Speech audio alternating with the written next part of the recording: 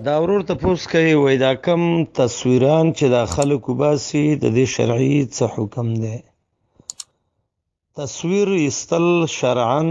دا حرام دی او دا راجح او غوره قول دی. نبی علیہ السلام دی تصویرونو والا باندې لعنت کړی دی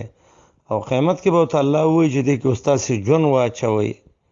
او جون په هغې کې چېرته دی شي پوی کولی او حدیث کې دی چې صح عذاب والا همدغه خلک دي. البته تصویر ته خو ضرور دغه دی دا استعمال ښه نه دی،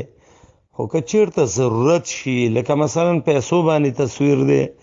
یا کارډ باندې تصویر یا داسې شدیده ضرورت شي، لکه بعضې علماو د هغې د سعودي د علماو دا فتوا ورکړې ده چې یو سړی په ویډیو باندې یو بیان وکړي د دعوت په طریقې باندې.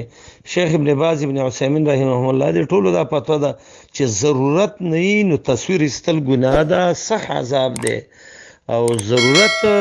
شریعت به ضرورت وخت کې د خنزیر غوښه هم جایز کړی ده تعالی،